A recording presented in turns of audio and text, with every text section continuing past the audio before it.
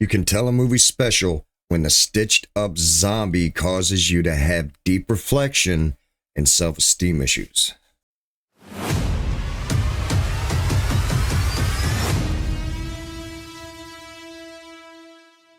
So Friday, after leaving the theaters from watching Predator Badlands, go and watch that review. First, I went to the restaurant because I refused to spend $15 on 7 broken tortilla chips and 2 tablespoons of nacho cheese.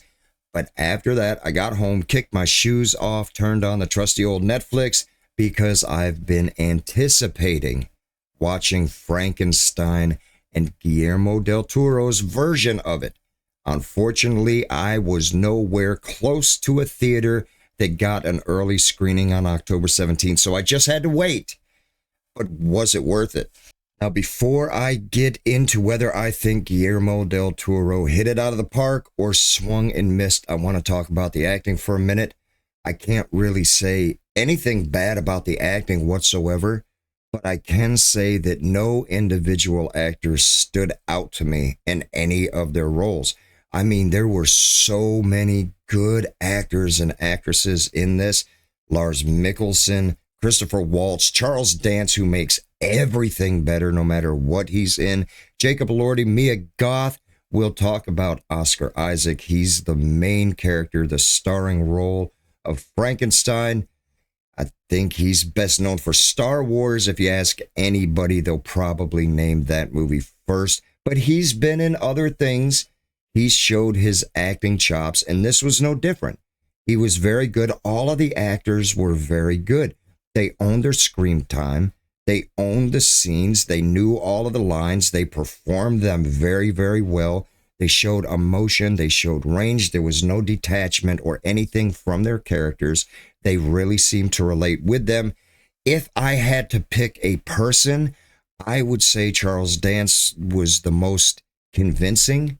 I would say in his role, I related to him more than anybody else. Maybe, just maybe because it was a period piece and the way they were speaking in Victorian English and stuff like that. Nobody speaks like that. You don't know anybody that speaks like that. Maybe it was the words that they used that kind of gave that like uncanny valley type thing where you were watching, you were paying attention, you liked it, but you just couldn't really connect. Something seemed a little like it was giving distance, maybe. That's about the best way that I can explain it. But all of them did a very good job. I just felt like I was watching more of a Shakespearean play than I was watching Frankenstein. Now I want to talk about Guillermo del Toro, the director. We'll talk about the writer in a second. But I want to talk about his directing style. I think it blended and matched so perfectly with the Frankenstein story. They did a really, really good job allowing him to make this film. He brought the same style that he brought to Hellboy, Pan's Labyrinth, The Shape of Water, Pinocchio, everything. You can just tell it's a Guillermo del Toro film. If you're the slightest bit of a film fan, you don't even need to watch the credits. You know he had a hand in it. He's got the signature of that dark, depressing, moody, heavy, underlying problem and angst. He always uses very, very dark scenes, shadowy scenes, and you almost feel like the scenery itself is an ominous presence. And I think it just matched wonderfully with this film. I'm going to watch it again, maybe with the sound off, just so I can appreciate how it looks. Now, talking about how the movie looked, Dan Lauston teamed up for this one once again with Guillermo del Toro. He did The Shape of Water with him. He's done John Wick Chapter 4. He's done Crimson Peak, Nightmare Alley. Very talented cinematographer. I love it when he teams up with Guillermo del Toro. They seem to just see each other's vision, and it works. They're a really good team. Hopefully they team up again, and we get to see what comes from it. Alexander Desplat, he did the composition. He's known for Jurassic World Rebirth. Just here a few months ago, it released The King's Speech, Argo, The Queen, Philomena. He's done his job. He did a good job. I really can't say anything bad about it. Can't say anything fantastic about it. Nothing stood out to me. Nothing was memorable. But in my opinion, that's what composition should be. It invoked emotion and it made me feel certain ways. The music made me anticipate when I needed to anticipate. It felt a dark brooding presence when I needed to feel a dark brooding presence, when I needed to feel some type of sad emotion. I felt it. He really did his job and he didn't steal the show. He's a good composer.